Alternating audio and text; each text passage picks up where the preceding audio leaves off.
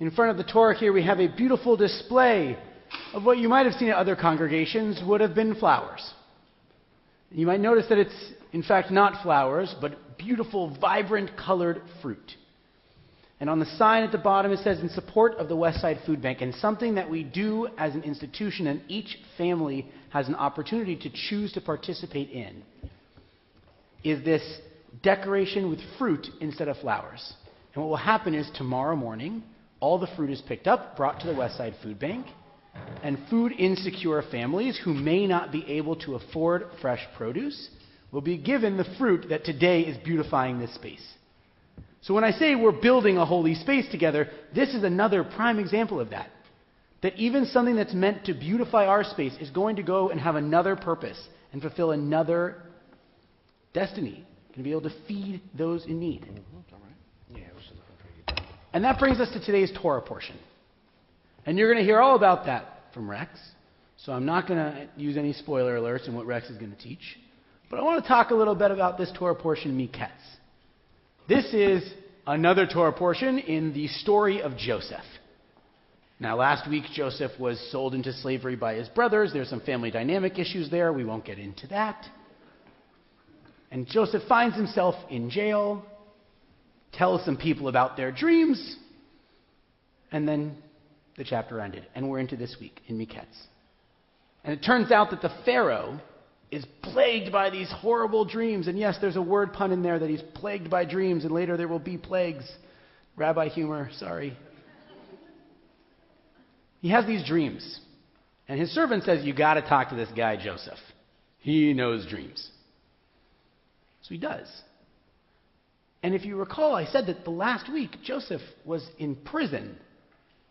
He gets called to Pharaoh, tells Pharaoh the dreams, and says basically that your dreams mean that there's going to be a famine. You should probably start collecting, really take care of yourself. That way you have enough food for the entire country when the famine strikes.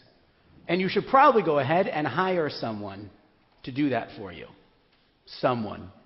Joseph was not dumb, right? Because immediately Pharaoh turns around and says, well, if you know all this, why don't you do that job? And all of a sudden, Joseph goes from in prison to second in command of Egypt. Right? That's like a Hallmark story there, right?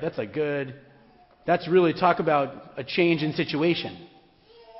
But Miketz actually is important because it's actually a change in situation for us as the reader as well. Up until this portion, God has spoken to individuals, literally like a conversation. Hey, Abraham, how you doing? You should leave your home. Right? That was how it has been going. Hey, Noah, build a boat.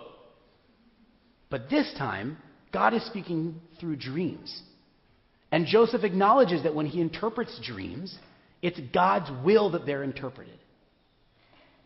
Well, I don't know about any of you, but God does not have casual conversations with me. It just doesn't happen in my life. But I do have dreams, and I do have hopes, and I do have ambition, and there are moments of luck and moments of celebration and moments where I stop and I say, wow, I'm so lucky to have the life I have. And maybe that's where Miketz comes in. That maybe my way of communicating with God will be through a dream, or be through luck, or be through another way that isn't just a regular conversation, because most of us don't generally just chat with God. So maybe this is our story of rags to riches. We no longer have to be Abraham. We all have an opportunity to talk to God. We just have to be listening and watching for it and ready for that dream, ready for that next opportunity.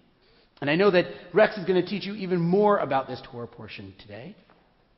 And so I hope that what you take away from this evening is that we all have the opportunity to dream. Dreams are going to happen for all of us. It's whether or not we're listening to what's being said.